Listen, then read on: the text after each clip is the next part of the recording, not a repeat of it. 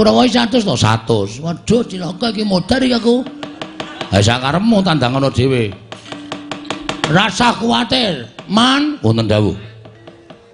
Kowe sayang karo aku ra, Man? Nggih, kula tresna kali Lurah Bagong. Heeh, kowe kalingan to. Jaman tak tutke goleki Ndara Dewi Sinta. Nggih. Mlebu ning taman Soka. Nggih. Kowe ketemu Dewi Sinta terus mateni buta pirang-pirang. Kalingan ora? Kemutan. Nalika semono aku ngewangi kowe butane lho tak kepruki watu. Do mati ana ta telu nek ra papat. Nggih. Aku njaluk tulung karo kowe, Man. Wonten menapa? Mbok Karang Kadempel ditentremke. Kurawa disingkirke. Malah babar pisan kula badhe nyobi kondang kumandang para sata Kurawa dumugi negaripun Cawati. Satru ingkang watak Angkara Buti Candala badhe kula cobi kadidayanipun. Mudhar ora kowe. Aman. Heeh. Aman, Pak. Nek pancen tenan mangkat lawan. Lho nggih ngestakaken dawuh. Kilurah Semar kula badhe mbelani Lurah Bagong menawi para Kurawa badhe damel geger Karang Kadempel ajangipun wonten dadanipun pun Mayangkara inggih pun Senggana. Sing ati-ati ya Anoman nggih ngestakaken dawuh.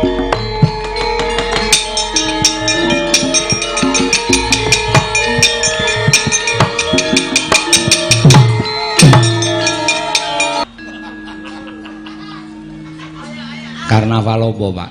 Lah kok ana wong nyandang munyuk munggah ana ing padukuhan Karang Kadempel. Iki piye, Petruk? Oh sik to, mbok dimatke sik to, Pak. Iki ora wong ning iki munyuk tenan. Aduh, Kiai. Ki menapa paduka supe dateng kula, Kiai? Kok sik to, kowe iso guneman to? Saged. Toto jalma sak tataning jalma wantah. Aku biyen tau duwe sedulur. Tau srawung karo aku pirang-pirang puluh taun suwene wujude ya munyuk putih kaya kowe kuwi. Apa kowe iki? Sumitraku biyen alah. Sariman. Oh, ngawur Bapak. Sariman piye? Animan. Lah Petro iki ngomong ora cepeng pecotot ta, Tru? Nala garing kelingan ora? Kuwi iki Anoman. Nek ora kleru lho, Pak. Ning apa ya isih urip? Iya. Apa kowe Anoman? Kiai Semar. Leres kula ngabdi pun Anoman, Kiai. Kula pun Senggana. Kula pun Mayangkara. Kiai Semar menapa tasih kemutan? Anoman tenan kasinggihan mekaten. Syukur Gusti iki Maha Agung. Gusti iki Maha Ageng. Wis pirang-pirang abad kowe ora ketemu karo aku. Lah kok dina iki mak jedul ning Karang Kadempel. Anoman kowe slamet. Pangestunipun Kyai Semar wilujeng niring Sambikala. Kemareng kula ngaturaken sembah pangabekti kula kunjuk Kyai Semar. Iya tak tampa. Pangestuku tampanana ya, Man. Kula pun dinggo jimat paripin dayana ning kasantosan. Bener apa, Pak? Anoman. Anoman Nala Garing. Waduh. Samet, Man. Pangestunipun Kelurahan Nala Garing wilujeng bekti kula kunjuk Ki Lurah. Iya tak tampa. Pangestuku tampanana. Kula pun dinggo jimat paripin dayana ning kasantosan. Prayogakna ya. Lho niki sampun boten kirang prayogi. Slamet, Man. Anoman. Ki Lurah Petro. Wilujeng Ki Lurah bekti kula kunjuk. Ya tak tampa. Pangestuku tampanana. Kula pun dinggo jimat paripin dalan ning kasantosan. Sapa karo kowe sing ngancani tekan kene? Lurah Petruk kula namung piyambakan. Lah terus dulur-dulur kethek mbiyen sampun sami pejah. Wo mati kabeh sampun. Kok ora ngabari? Kula mulya mboten mangertos lenggahipun Ki Lurah Petruk kaliyan Kelurahan Nala Garing Ki Lurah Semar kula mboten mangertos. Mergi negarinipun sampun benten. Kula mapan wonten ing tanah Hindi. Panjenengan tanah wonten ing mapan wonten ing tanah Jawi menika tebih purukipun Ki Lurah. Wah, jan. Wis do mati kabeh to, sampun. Kae munyuk sing raine wedhus kapimindo. Kae ya wis mati. Sampun Ki Lurah. Terus munyuk sing buntute dawa banget. Nganti kaya tampar kae. Cacing kanil. Kae ya wis mati. Sampun Ki Lurah. Terus munyuk sing raine boyo sampun pejah sedaya pokokipun namung kantun kula. Wah, jan kowe kaya umurmu dawa to, Man. Pangestunipun dipun paringi berkah yuswa panjang ki Lurah. Syukur. Prayogakna ya Man. Wilujeng niring sambi kula mboten kirang prayogi ki Lurah. Kowe slamet Nyuk. Lho, kok mbok ya Man ngono apa kok Nyuk? Kowe iki wong munyuk tenan kok diundang munyuk kok ado ra ento. Pangestunipun ki Lurah Bagong wilujeng. Ki Lurah Bagong to menika. Heeh. Mbah, kula menika kangen dipun sebut Nyuk kalian panjenengan. Ora lara atimu to? Kawit biyen kula nderekaken Sang Rama Wijaya panjenengane ngundang kalian kula ya tetep Nyuk kados mekaten. Wong ki apa anane? Kowe diparingi rupa munyuk dundang Nyuk aja nesu. Nek kowe dundang rek kirek ngono nesu. Ning nek kowe dundang Nyuk ki jumbuh karo kahananmu. Inggih Ki Lurah. Slamet kowe. Pangestunipun wilujeng niring sambi kala. Syukur. Wah, jane sehat kowe. Inggih. Pangestunipun tasih waras. Ki Lurah Bagong. Untumu ya jek wuto. Tasih. Ora ana sing protol. Mboten Ki Lurah. Sehat berarti kowe aku wis entek Man. Inggih mbok menawi panjenengan kirang olahraga. Wis le ora raga wis ning ya pancen nasibe dhewe-dhewe kok. Prayogakna ya Man. Nggih, sampun mboten kirang prayogi Ki Lurah Bagong. Senggana. Kula wonten dawuh Ki Lurah. Eneng apa? Lah kok adoh-adoh kowe goleki papan pernahe Semar sak anak-anakku. Apa saka karepmu dhewe apa diutus bendaramu? Ki Lurah. Wale-wale menapa? Kula menika dipun dawuhi dening Sang Marteng Jagat Prabu Rama Wijaya. Dawuh kaliyan kula kinen ngupaya wonten pundi lenggahipun Ki Lurah Semar Badranaya ngantos kekalangan persasat jagat menika sampun kula ubengi marambah makaping-kaping. Nanging boten pinanggih kaliyan lenggahipun Ki Lurah Semar. Tumuntun kula tambuh sanggaring para kawula. Tumuntun sakmangke kawula paring pitedhah dhateng kula bilih lenggahipun Ki Lurah Semar mapan wonten ing Nuswa Jawi. Mapan wonten ing Karang Kadempel. Ki Lurah Semar bejo kemayangan kula saged pinanggih kaliyan Ki Lurah Nayantaka. Iya. Ya pancen sakpurnane nggonku nderekke Prabu Rama, aku tumuli pindah ana ing Nuswa Jawa. Nderekake marang para putra-putra putrane Ndara Pandhu ya kuwi para Pandhawa mekaten Ki Lurah. Lah terus wigatene apa sinuwun Rama Wijaya kok dawuh kowe kaya ngono? Mugi andadosna ing ngawuningan. Sapengeripun Ki Lurah Semar saking negari Pancawati, Sang Prabu Rama Wijaya mboten kendhat anggenipun anandang Sungkawa, anandang Rudatin. Pendak-pendak lenggah siniwaka mboten ketingal bingar pasuryanipun Sang Marteng Jagat Prabu Rama Wijaya nanging tansah katingal rengu pasuryanipun Sang Prabu Rama. Tumuntun satunggiling wanci dawuh kaliyan kula. Anoman Murapadinen Kakang Semar Badranaya sabab Pancawati bakal rubuh yen to ora tinenggan dening Kyai Nayantaka. Aja pati-pati sira bali marang negaring Pancawati. Lamun ora keduga boyong kelawan Kyai Semar Badranaya. Tumuntun kula bidal saking negari ing Pancawati ngupaya dhateng paduka Kyai Semar Badranaya. Wilengking saking menika Kyai, monggo samangke kula suwun kanthi sanget jenengan juga parenga kula boyong wonten negaring Pancawati amomong dhateng sinuwun Prabu Rama Wijaya sakula warga. Menawi paduka Kyai Semar mboten kepareng tedhak wonten ing negari Pancawati. Tanwandi kula namung badhe nampi duka agengipun kula badhe kaparingan pidana dening Sang Marteng Jagat Prabu Rama Wijaya Kyai Semar Badranaya.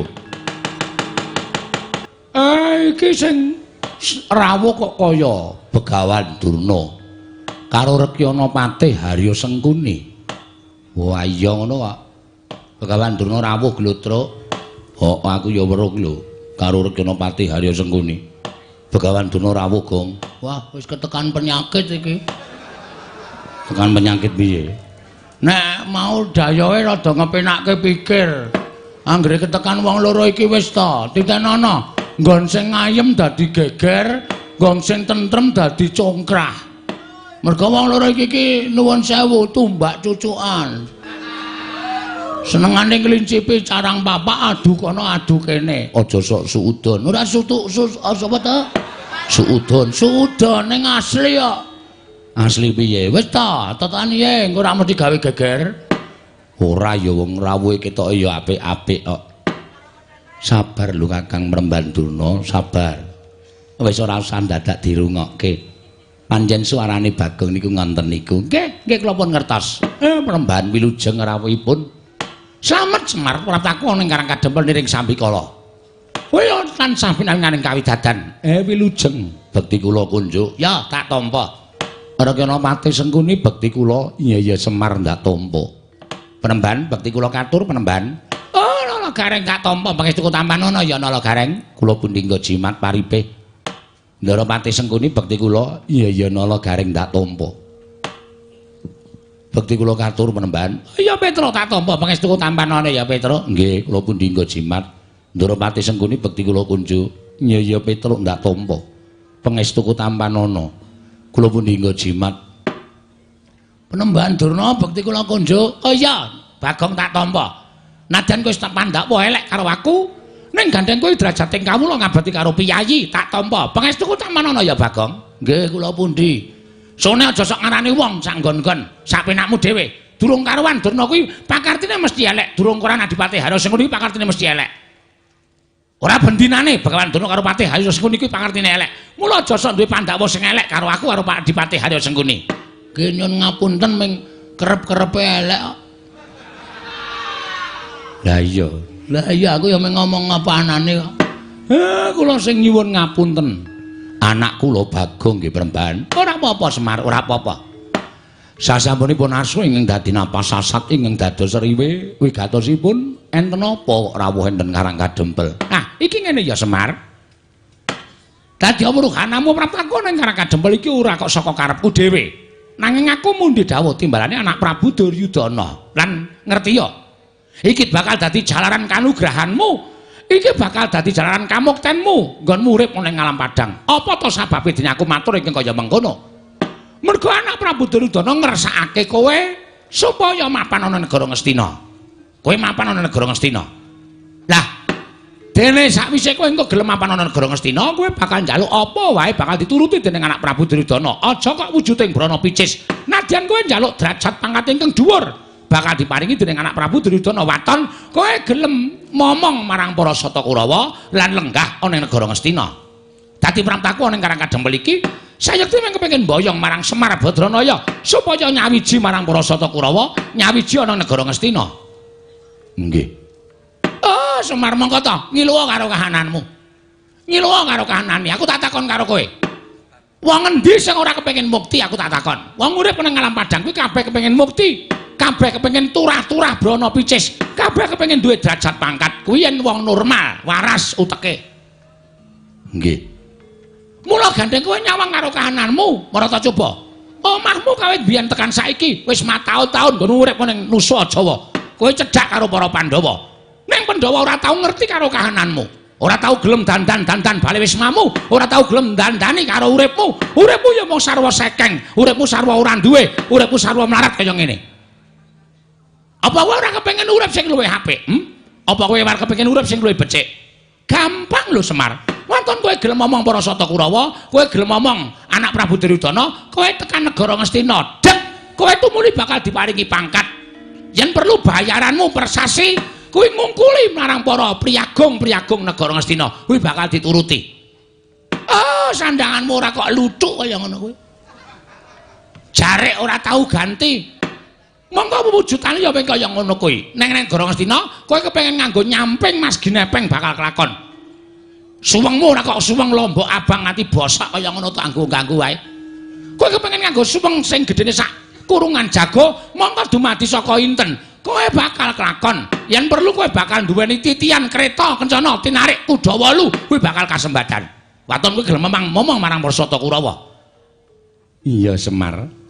Aku sing dadi seksine. Yen to anak Prabu Duryudana pancen paring pangandika ingkang kaya mengkono, mula nek kowe gelem, nek kowe kersa, ayo tak boyong ning negara Ngastina, kowe bakal mukti ngawibawa Nyakrawati Mbau Denda. Kowe nang kono bakal disunggi-sunggi kaya aji, sinungga-sungga kaya pusaka. Ora kok ming nang kene dadi panakawan, manganmu ora ajeg. Kadangkala sedina ping 3, kadangkala sedina ping 5. Kira ya memelas banget to. Monggo kowe cedhak karo para Pandhawa. Kebangetan temen para Pandhawa ora iso nggulawentah karo uripmu. Lah nek cara aku urip kaya ngono kuwi terus gunane apa coba? Ayo saiki tak kanthi ning negara Ngastina, kowe bakal urip mubra-mubru, kowe bakal urip seneng-seneng, suka-suka parisuka mangun sukaning penggalihmu. Kowe bakal tentrem urip ning alam padang. Coba aku tak takon, wong sak donya iki sapa sing uripe ora kepengin kepenak? Mesti kabeh kepengin kepenak. Kabeh kepengin mulya, kabeh kepengin sugih, kabeh kepengin ora kekurangan. Kuwi wong sing iso mikir kanthi nalar sing ganep. Yen kowe kok petung aku kok kaya wong ra normal. Urip kaya ngene kok tok lakoni, monggo uripmu kaya ngene iki pendak dina tok lakoni kanthi seneng. Senenge nggo napa aku tak takon. Senenge nggo napa? Kowe yen gelem melu ana negara Ngastina kowe njaluk apa wae tak turuti Semar. Kowe njaluk omah. Wis bakal tak sediani. Yen perlu ora ming omah wujudan omah lumrah nanging njaluk tingkat pira? Lho. Njaluk titian apa? Kowe rabi saben dina kelakon. Aja menyap mencep kaya ngono. Ning petungane Begawan Durna, ature Begawan Durna iki petungan nganggo nalar sing ganep. Oh, swarga donya yen kowe gelem urip ana negara Ngastina. Gareng piye? Ampun gelem, Pak. Niku ming kadonyan niku ora digawa mati. Urip mubra-mubru duwe sugih bondo, duwe derajat niku sesuk ora dienggo ngadep karo sing gawe urip. Pun boten saking nggo. Petruk piye? Manut Bapak. Bagong piye? Gelem wae, Pak.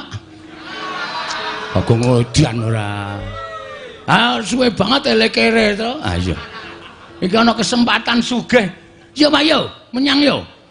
Durna kon gaweke perumahan. Perumahan apa? Perumahan Ponokawan. Aja kuwatir, Bagong, mengko tak gaweke. Yen mung perumahan wong papat iki duwite sepira? Tak gaweke. Mengko yen perlu sing pinggir dalan, sing larang lemahe. Mengko sing pinggir dalan omahe Semar. Sing nomor 2 omahe Gareng. Sing nomor 3 omahe Petruk. Mengko kowe tak gaweke kandang kirik. Oh ya wis rasah wae. Menungso e padake kirik ya, Tru. Ya ora apa-apa. Ora apa-apa dengkulmu mlocot kuwi ora. Adine kok ora apa-apa. Mangkir yen to Premban. Nuwun sewu. Ukuran sampeyan ngoten monggo. Ning ukuran Semar kok mboten kaya ngoten. Lho, ukuranmu urip ning alam padang ki piye? Ukuran kula urip ning alam padang menika mboten perkara brana picis, mboten perkara derajat bangkat, mboten perkara bondo donya niku mboten. Ning ukuran kula urip ing alam padang niku ati. Ana kebegan derajat pangkat brana picis akeh turah-turah nek atine ora tentrem niku padha karo menggunggung penyakit. Yen wis entuk penyakite bakal cedhak patine. Mongko bondo donya derajat pangkat niku ora iso nulung wong bakal ngadhep marang pangayuning Gusti. Ngoten. Duwe derajat pangkat, duwe bondo donya, nek uripe adoh karo sing gawe urip, niku sak dalan-dalan kesandung-sandung, kesrimpet-srimpet. Ning arepa uripe kaya kula niki sarwa kekurangan, ning cedhak karo sing gawe jagat. Lakune ya kepenak, ora bakal kesandung, ora bakal kesrimpet. Kuwi mung penemune wong goblok. Penemune wong sing ora ngerti marang ilmu. Sing kandha sapa? Wong sugih, wong duwe derajat kok adoh karo sing gawe urip. Ming gumantung karo nggone ngrasake. Ning mesti adoh karo sing gawe urip. Jalaran apa kok iso kaya kandha kaya mengkono? Mergo derajat pangkat niku sing iso micake wong. Bondo donya niku sing iso micake wong wekasan lali panembahe. Contone mboten sanganggo conto sing kula dumuk ning pirang-pirang teng donya niku gumlare menungso sing kokean derajat pangkat kokean bondo donya wekasan mripate wuta karo sing gawe urip terus ngawula karo bondo donya niku pirang-pirang ning ya ora akeh sing duwe derajat pangkat sing duwe bondo donya ya tetep tuwajuk ngene manembah marang panguwasaning Gusti niku nggih wonten ning karo sing kula kandhake niku perbandingane 1000 dibanding 1 ngoten dadi Semar emoh upama Semar niku urip nang alam padang kula tak urip kaya ngeten niki kula wis seneng lahir kula bungah batin kula seneng kok sik kok kowe iso kandha lahirmu bungah monggo kowe sarwa kekurangan lahir niku mboten kok perkara branda donya ngoten tumrap kula bondo donya niku nomor ping pinten arepa kekurangan ning nek sedulur kula akeh ora duwe dhuwit ora duwe bondo brana picis Ning nek sedulur kula pirang-pirang niku rasane kaya wong sugih dhewe sak donya. Arep sugih bondo donya, duwe derajat pangkat, nek ora srawung karo kiwa tengen, ora srawung karo tangga teparo, niku ngrasake melarat dhewe sak donya. Ngoten. Dados sampeyan ampun kok sak kepenake dhewe ngukur bondo donya dienggo ukuran supaya Semar melu teng negara Ngastina mboten.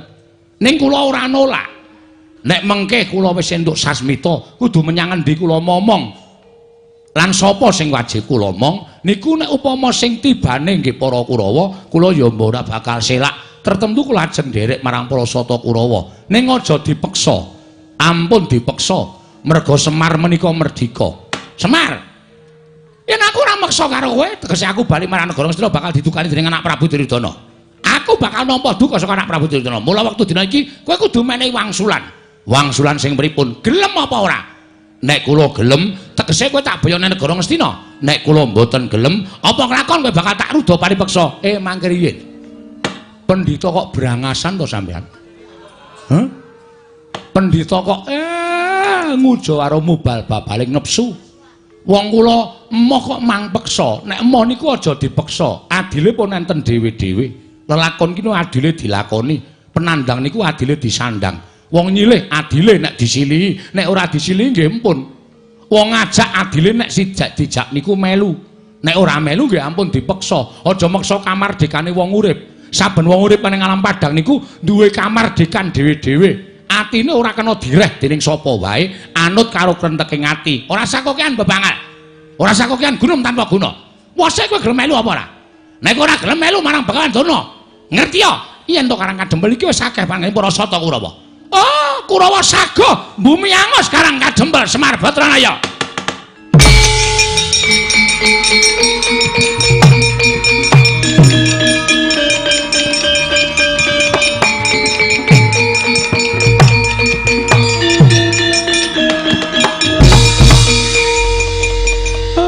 Bagong arep ngopo kowe? Kowe aja gawe perkara. Kowe aja gawe masalah. Iki dirembug sing apik-apik kena wae. Sik, kok sik. Kowe meneng sik, Mar. Iki perkaraku. Durna rawuh mrene iki arep mboyong karo aku. Ning kata-kata terakhire Durna iki mau sing marai emosiku memuncak. Nek Durna wis muni kaya ngono kuwi, masalahe ora karo kowe tok, ning masalahe termasuk karo aku. Lah kowe arep ngopo? Sampeyan meneng. Iki tandangane, jagung bakarane tanggung perkarane.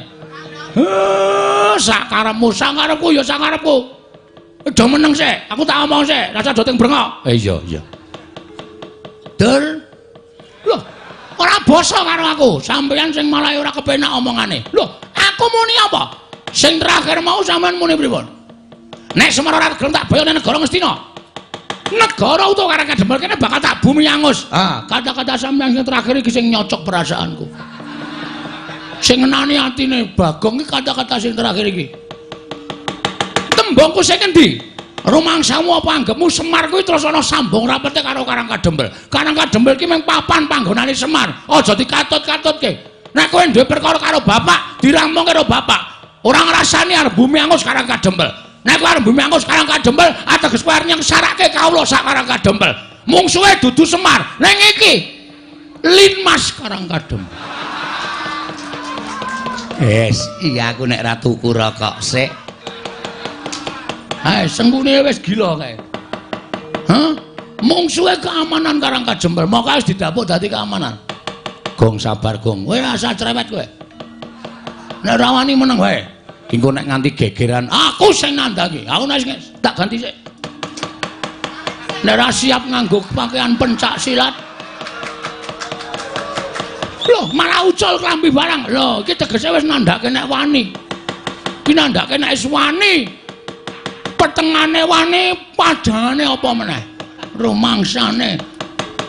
Ngerti iki kathok training. Ki pendak dina tak nggo latihan pencak silat nek nggo ndupak raimu. Wes. Aku ki pendhita, wis ngerti sing ngomong kowe iki. Tukang parkir ya sapa? Kowe iki pendhita, Nek ngono wis pancen wani karo Bakalan Durna. Sing tak wedeni awakmu. Wah, yen ngono cetha Bagong sing mepalangi karepe para wong-wong Astina nggone mboyong marang Semar Batranaya. Pancen tak ajangi. Nek tembungmu apik aku ora bakal mepalangi. ning gandeng tembung wis gawe panas kanan Karang Kadempel, kowe ngrasani uripe kawula sak Karang Kadempel. Ora ana sing iso ngepalan karo kowe kejaba namung Nalendrang Malawa Pati Prabu Angling Darma. Saking edian. Cah nek wis muni ngono kuwi ora kena dipenggak kaya. Ora. Blekedhuwek, gak blekedhuwek. Engko gak ugek-ugek wis. Wong anggere susah seneng kok meng blekedhuwek sadulita lit. Mel. Ndeng mel. Lit ki ngono. Bagong mulai elek ora. Ah sampeyan ngopo? Lho, nek ngono kowe wani karo Begawan Durna, sing tak medeni apamu? Oh, ayo, nek pancen kowe wani karo Begawan Durna. Ora ning kene papan wong neter Kandik Dayan. Kowe iso ngalahke Begawan Durna, bapakmu slamet ora rak boyo nang negara Ngastina. Oke, ora masalah. Ora masalah. Kowe nantang karo aku, boleh silakan. Kowe iso mboyong Semar Badranaya. Waton kowe iso nglangkai kuandane Petruk. Lho, Gong. Aku ora ngopo-ngopo e. Ora apa-apa. Menggo tantang-tantangane kok. Aku mak tratape, kowe jiri kok wonge. Nglangkai kuandane Bagong, metu Jawa. Piye? Metu Jawa. Nandane ya, Mbak. Nek wis resmi, wis ijab, ya aja sok ditoki njaba. Kuwi ora apik, dosa. Ngono? Paham ora kowe? Paham. Ah, saiki apike nek tantang-tantangan aja muni metu njaba. Tanah ayo. Nendi wong neter Kandik Dayan? Ngono, ora kok metu njaba saru ngono. Nendi pampane wong neter Kandik Dayan? Ning njaba. Ayo. Ah, kowe mesti metu njaba e. Ayo, neng Pratan Karang Kadempel. Ayo, tak jereke legane.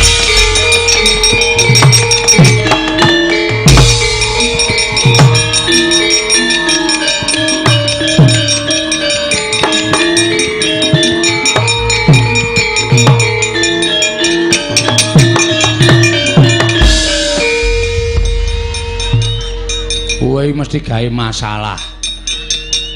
Dusun tentrem eneng kowe mesti gawe geger. Kabeh perkara ki ora kok kudu nganggo perang to, Gong. Ning nganggo cara bedamen rembug sing apik-apik. Durna jak damai saiki Durna ngendi tak takon. Ora Durna kene, ora Durna kono, anggere neng Durna. Ora iso jak rembugan apik-apik. Anane mung arep gawe kisruh. Ngono. Nek ora ditandhingi sak penake dhewe terus. Ha iya. Ning kowe ora ngerti, Durna wis sumbar. Nggawa Kurawa. Apa kowe wani mungsuh Kurawa? 100 wae.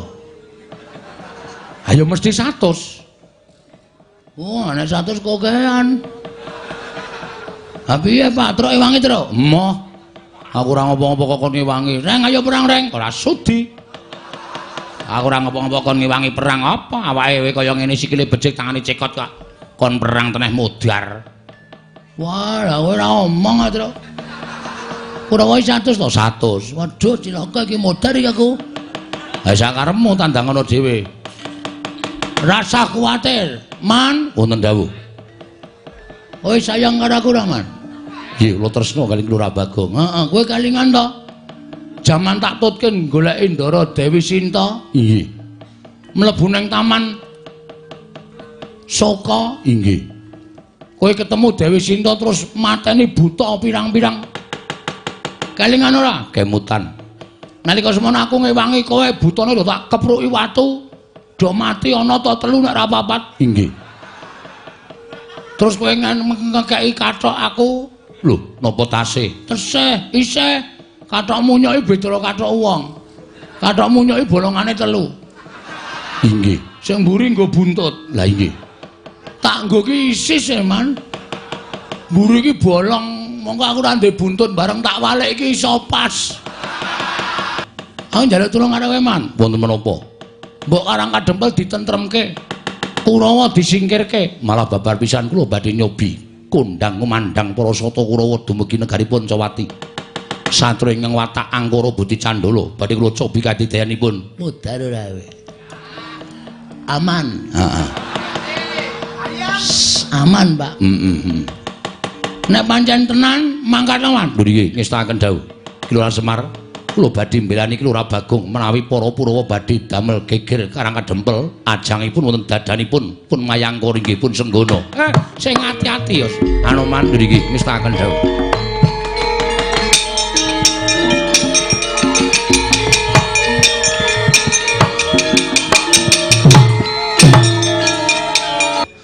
Nyuwun pamit madal pasilan, Pak.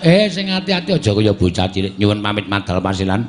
Nyuwun pamit madal pasilan. Petruk, nom-noman karang kadempel dilumpukke ora usah melu-melu ndamel kesem yo ing aradan. Men dirampungi karo Bagong. Nun nggih, ngestakaken dibau, Pak. Bapak badhe kondur mlebet wonten griya, Pak. Iya. Aku tak nemani ndoromu Gatotkaca. Menemani apa nemoni, Pak? Nemoni. Ndara Gatotkaca. Lah rak ngaten, Pak. Cetha kata-katane, Pak. Iya. Ayo, Man.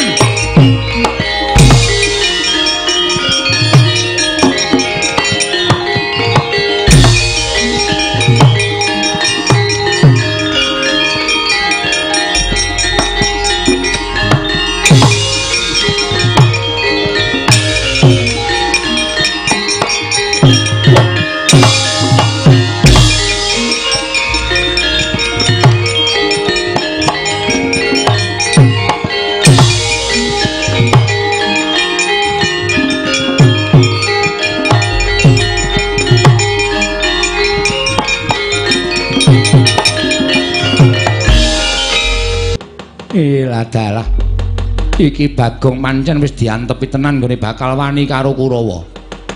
Ketitik mapake kridaning para sata Kurawa. Bagong yen kowe isih kena tak eman, isih kena tak jum sarana aris, uripmu isih kepara dawa, mundura. Bapakmu wenehna karo aku tak boyongi ning negara Ngastina. Masalah ku arep boyong karo bapak ora masalah, Pate Sengkuni. Lho, ora basa karo aku. Tak basanono ya gelut ora ya gelut. Wis pokoke nang kene iki anane mung Sengkuni karo Bagong, ora ana pangkat, ora ana derajat. Kowe wani napaki kridaning para sata Kurawa. Sing tak wedeni amamu. Hah? Apa dianggep aku ora tau ngerti kondange Kurawa? Kurawa iki nang ndi nek perang mesti kalah. Wis to? Nanggap wayang dalange sapa wis? Ora ana Kurawa kok menang karo Panakawan, Kurawa menang karo Pandhawa ki ra ana. Nek ana dalang ngrakokke Kurawa menang, cetha nek ora ditanggap meneh. Ayo muni ya. Aku wis ngerti kertune Kurawa. Dadi aku ora wedi nek kon mungsuh para sata Kurawa. Yen ngono kowe wani mungsuh Kurawa, sing tak wedeni apamu? Kowe mburimu Raden Surtayu kon maju. Lho, kowe wani karo anakku Surtayu. Sing tak wedeni apamu? Kowe ora ngematke wae. Iki lho. Aku nggawa ledek munyuk. Lho, ledek munyuk. Iki ngerti apa ora? Anoman, ya Senggana, ya Rama Ndayapati, ya Mayangkara, ya Maruti, ya Tumija. Sanes. Mboten mawi Tumija. Ora nganggo wae, mboten. Iki jagoku iki. Tau tate mbedah negara Ngalengka Ijen. Ngalengka diobong Dasamuka keplayu. Prajurit buta pirang-pirang diremuk karo Anoman. Aku tak takon karo kowe, tau apa Kurawa mbedah negara? Tau apa? Lakone apa aku tak takon? Urung tau. Iki Ijen tau ya, Man. Sampun ate. Kondang Gembong Mangliawan. Lho. Utawa Anoman dari Gua Hantu. Ya, Men ya. Nggih. Kula menika saking Cibuk Cangkiran. Wis to meneng wae kowe iki tak gawe lakon e. Oh, nggih, nggih. Anoman dari Gua Hantu. Hah? Ora ketap-ketip nih. Ayo dicoba ye. Surtayu mungsuh Anoman, jagoku mungsuh jagomu, botohe gelut lo boto. Aku ora gelut tak. Aku terima ora gelut sing baku aku ming nantangke karo kowe. Mundur, dicoba. Jagoku kalah karo Surtayu, Raden Anoman kalah karo Raden Surtayu, bleh. Keleti dhewe. Inggih. Kula atur seminggah Lurah Bagong badhe kula trajang. Ayo didokke jagone. Kowe mundur aku mundur. Ayo ditatahi aye. Mbut ora. Ayo satu-satu. Moh. Ora wani kene. Cah gleleng tengok dhuwur, Man. Kene lungguh dhuwur kene ora nang ngisor. Malang kerik inggih. Kuwi kesur tayu maju jiotos raine dis inggih. Ayo ge minggat kowe. Iya. Patih kok dinggat-gatke ra. Apa iki ngengaran Anoman? Nggih, nyuwun pangapunten. Lakar kaleresan mekaten Gusti Patih. Dicoba kekuatanmu apa pancen isih padha duk nalika kowe isih enom. Pancen aku krungu kondangmu ning durung ngerti kasunyatanmu. Ayo kalahno anake Patih Sengkuni Parasata Kurawa menawi badhe njajal kula semanggaken serta aja kaya bocah cilik aja meneng wae. Iki tandang ana Anoman ora minggat pecah siramu para maju leganing atiku Raden Surtayu.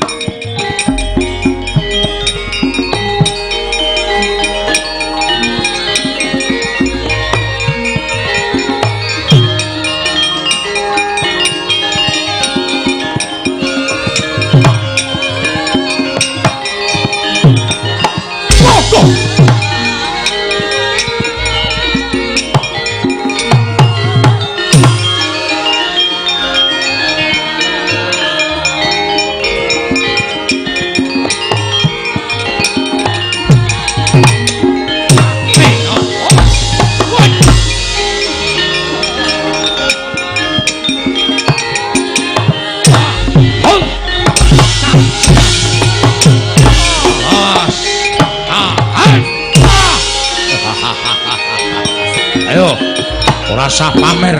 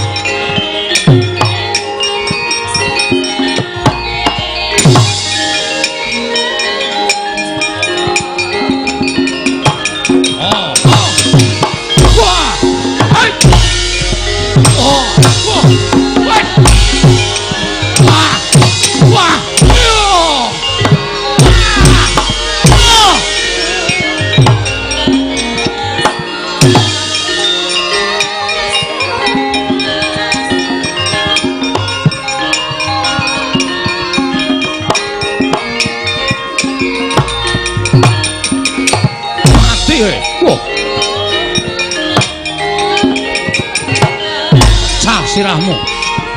Cak. Oh. What? Oh. Oh. Ah. What? Waduh. Waduh mati ya.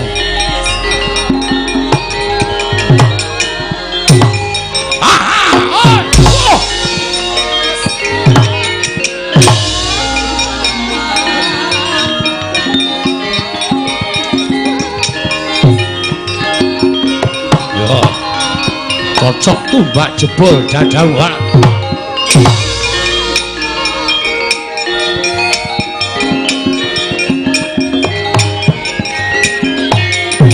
Wah mati. Oh, what?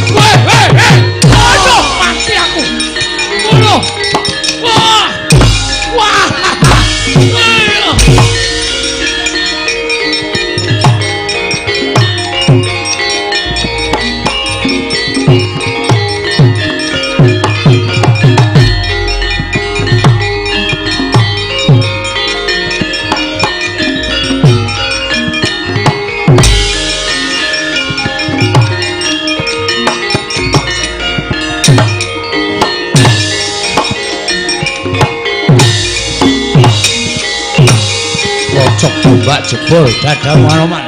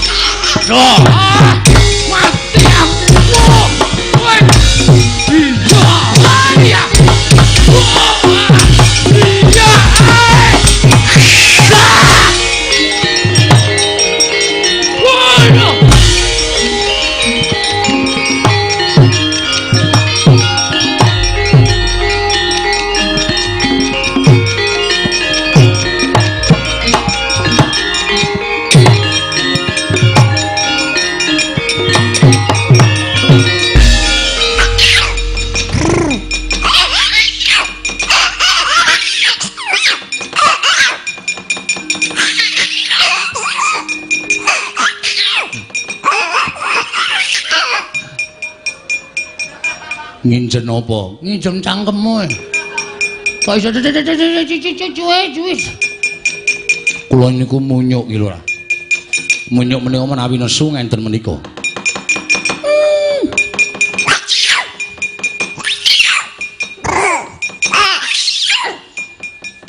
Kuwi carane piye?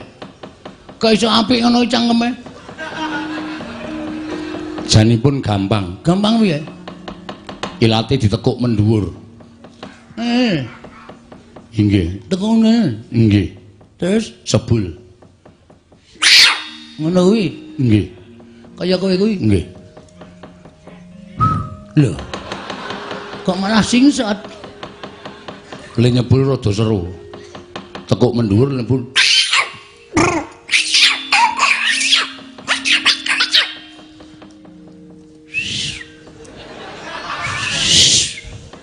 Ra iso man. Pengen saged. Jane nek upama munyuke ketok akeh, kula mesti gila kabeh. Tegesipun kabeh aku iso mbeker, kowe iso mbeker. Kula mesti bubar. Nek duwe aji-aji mbok dinehi. Mengke sampeyan jijik. Ora wis. Purun gelem. Mangap. Waduh. Atok apake? Menika daya kekuatan supaya iso mbeker kaya munyuk. Mangap. Wis dilek. Rada angel iki, Man. Dilek.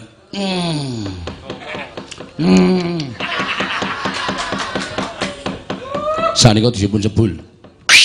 Wah! Iki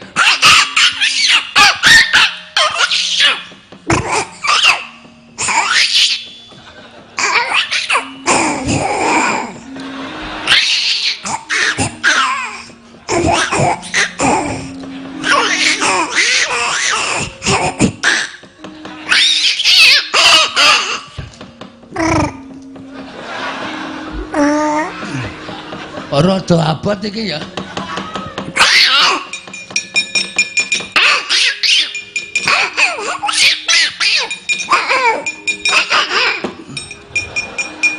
Ngapae? Kei. Men munyuke telu. Saya rame. Mangap. Wah. Mau anoman ora ngono. Iki syarat. Gawes. Mangap. Waduh. Kaya ditapuk e, Kang.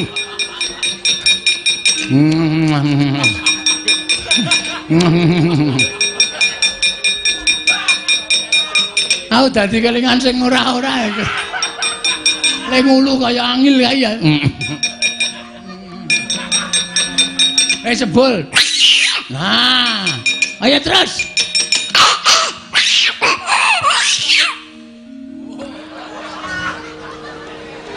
Terus, rono kabeh. Men aku ora muni. Coba ngono. Aduh. Kena balik ke sithik. Mangap.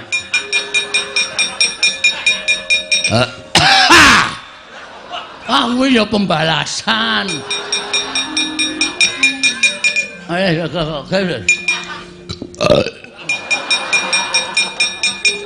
udu tai. Jadi lek wah oke iki ora apa-apa.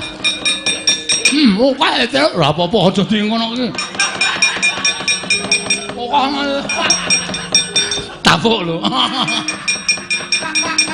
Dilek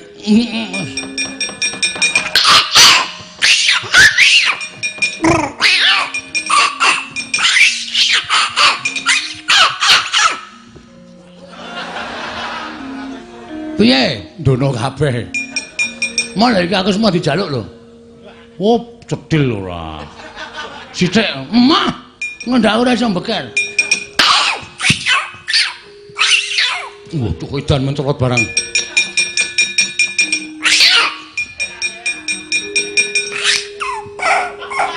Ngapa cangkem dingake? Lah tuku sempritan endi? Hah? Lah tuku sempritan endi? Iki ora sempritan ya reng iki pancen ajajine Anoman dikake aku. Oh. Carane mangap. Kurang ngombo, cangkeme ming cilik.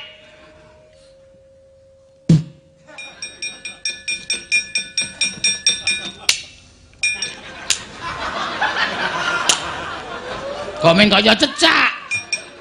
Ming sithik kok. Nek oke ya mbeker nek sithik mung cedik. Anu genine ora nyambung. Busine ngupil. Ngupil dengkulmu mlocot ya ora. Ora muni. Wah. Cilaka. Ayo, amo Suramrata, Jaya Mrata ing Banjen Pandara.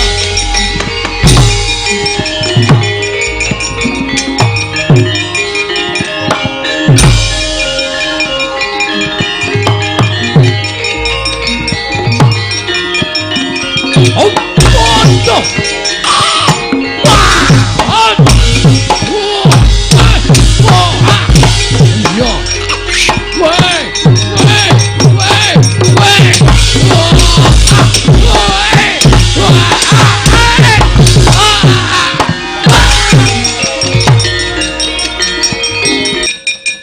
Anane kula saniki gelute mungsuh kula. Aku mau nek gelut mungsuh kowe kudu gelem. Ora gelem tak ajar.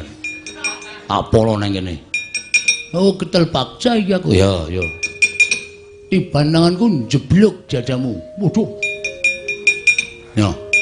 Iso ngalahke Petruk, bumi langit tangkep. Ya. Matek dene aku. Ya. Modal kowe. Modal kowe. Remuk kowe. Remuk piye isih ngadeg kene kok remuk.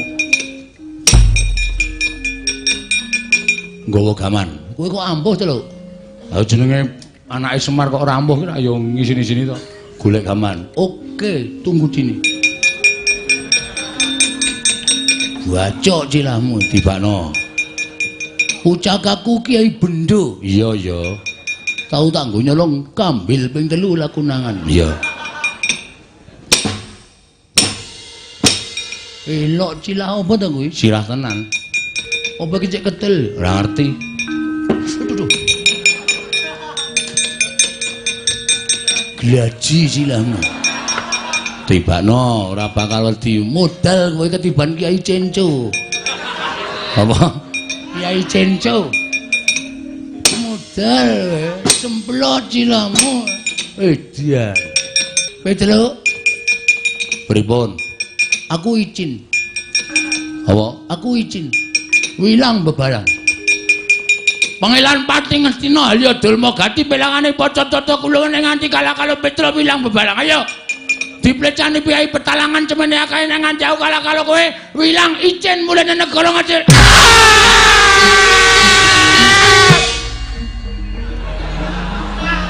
halo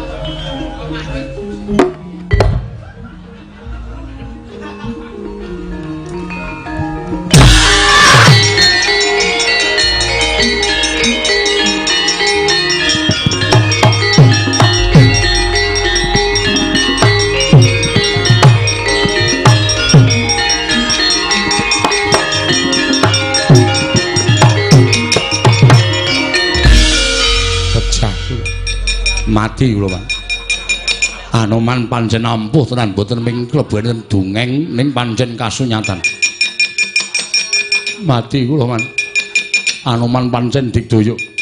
Mboten ming disebuten dongeng ning jebul Anoman prigeli ora jamak-jamak kula nglepaske tombak pirang-pirang saut buang. Anoman ngamuk mere-mere kula dibantingi ngalor ngidul ngetan kulon. Pejah kula Man Anoman ngamuk.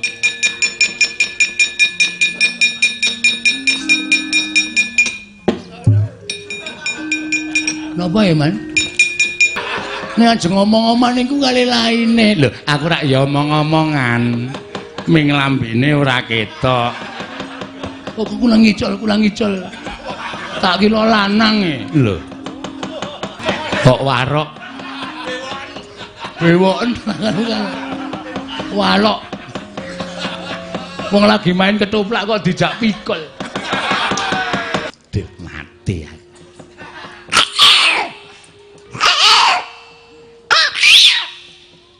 Bagong kok iso mbeker.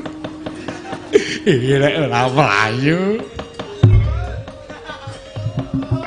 Sikil kok abote ra jamak-jamak.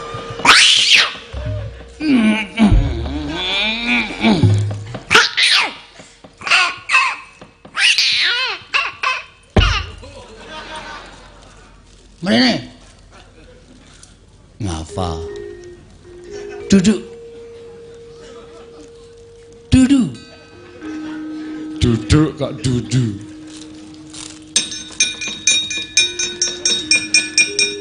Piye, nyata to Anoman gleleng? Kurawa bubar mawut. Iya. Ngaku kalah ora? Dursasana urung maju. Dursasana maju kalah karo Anoman. Ora sangayal lho. Pak cuplek mripatmu kowe. Mbok ora kejem-kejem to, Gong. Kejem wae mungsuh ora kejem. Iya. Ora cuwat-cuwat ngono kuwi aku mak tratap atiku. Aku wis dikai kekuatane Anoman nganti kowe ngeyel ora gelem ngejak bali Kurawa. Aku iso ngamuk. Nek ming sak Anomane wae nek ngamuk dadi gorila. Ayo, udu gila lho. Gorila. Kok remet dadi kelalar awakmu. Ya wis aku tak bali. Sampai naik dhewe mulih. Kena mulih ning ana aturane. Aturane apa? Kowe iki ora edan lho, Gang. Aku ki pate. Weh lah malah marang krek mati. Iya,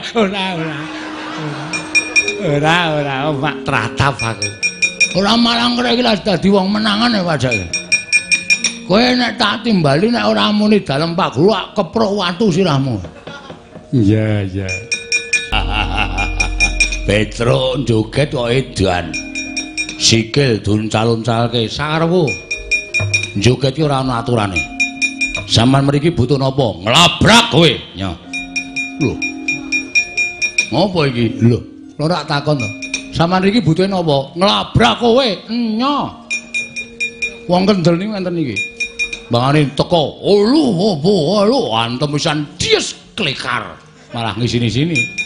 Sing penting gelem niku sing dadi nyatane. Nya. Mangantem. Wedi marep tak mungkur. Nya. Nggon mburi ya kena. Nggon dada milih ya kena. Nya. Lho niku wong bebas kok. Kula ora tau omong, ora tau ngguyu, ora tau guyu ning sing penting tandange. Mane guyu ning cantil pisan modar ra isin. Ya, celekit suaramu. Nya, ayo. Mburi kok piye, Nya? Iya, aku ya wani nek meng kaya ngono. Nya, ayo. supaya ora kesel awake sapa sing kuat diantem ora tiba niku sing menang. Oke, ya. Ya, mangantem ora tiba menang. Yo. Hot.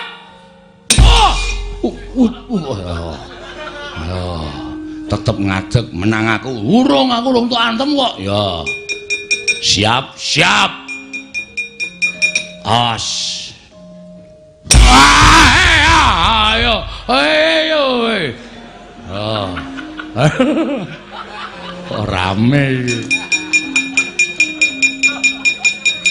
Ngati-ati lho, Tru. Aja kuwatir. Aja nganti tiba. Ora.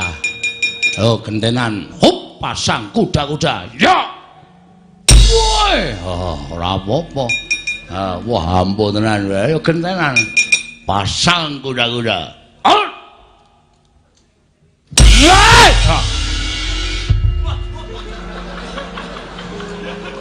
Ngosek-ngosek barang. Omen mumet e. Jenenge gelut tenan ngenten iki. Ha iya, ora ana sing menang, ora ana sing kalah pokoke. Yo, pasang kuda-kuda. Yo. Lho, kok saya lirih? Ha kesel kok. Oh, yo. Salah ora. Lho, lah kok wis ngelekar wonge. Kayane mau gayeng banget le gelut. Pandang wis tiba.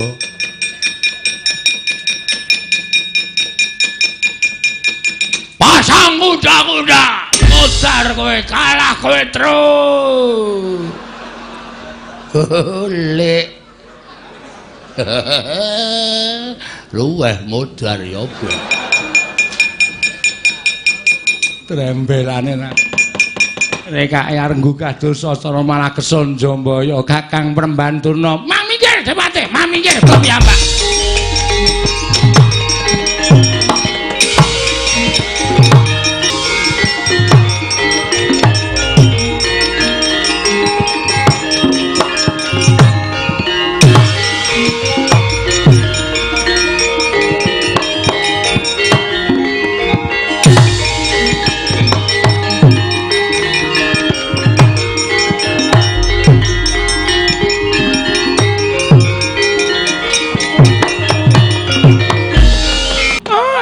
Sing seneng Anoman. Aja dikira Bengawan Durna kalah karo Senggana, kalah karo Anoman. Yen pancen Anoman bisa nadhahi kekuatane Kyai Cundamanik, aku meguru karo Anoman. Aku meguru karo Senggana. Nuwun sewu Premban. Kula aturi nyiram mawi tirtaning kesabaran. Sedaya menika menawi nuruti dhateng mubal-babaling nafsu, mangke mboten prayoga kedadosanipun. Kula aturi nyarungaken pusaka Kyai Cundamanik menika mboten pantes dipun ginakaken menawi namung mengsah anak-anak kula. Lah sepira to kekuwataning anak-anak kula. Mongko Cundamanik niku pusaka kadewatan. Bisa ditamakke lan gedhe dayane nek sik ditamani niku sak traju sak bobot karo kekuwataning Cundamanik. Lah ing atase mungsuh anak-anak kula kok sampean ngetokke Cundamanik niku pripun to Premban, ampun kaya ngoten. Kula aturi ginakaken sipating Brahmana tanduk aris ulat manis sing cipta demen tetulung ngado penggawe cidra. Ngalah tanang gunggung diri gawe senenging liyan. Tetulung marang sak padaning urip niku sipating pendhita. Lah kok dadi sampean malah Brahmana kok mumbar marang mubal babaling nepsu. Mboten isa meper marang kamurkan sampeyan. Iki mboten sae kedadosanipun Premban. Lole. Kentos walu gembol manyor-manyor duk ning dungkul wana dadi alas dadi wana. Ya ta Semar. Yen to pancen kuwi dadi penjalukmu aku ora bakal wegah. Sarta aku ora bakal mundur. Kalawan apa ing dadi pamutahmu ya kuwi ruba pepanggil mbok ucapake sekar pundak Tunjung Seta. Tumrap Bengawan Durna yen kuwi kena disebutake cetha ana tukule ning jagat raya mula. Dina semengko aku njaluk pamit. Aku tak ngupaya menyang dina ing sekar pundak Tunjung Seta. Yen wis kelakon nggonku entuk wujuding sekar pundak Tunjung Seta aturake marang Semar Badraya. Kowe aja cidra ngobaya, kowe tak boyong marang negara Ngastina. Nek sampeyan sing iso ngaturake, kula nderek sampeyan Premban. Ya, Badranaya.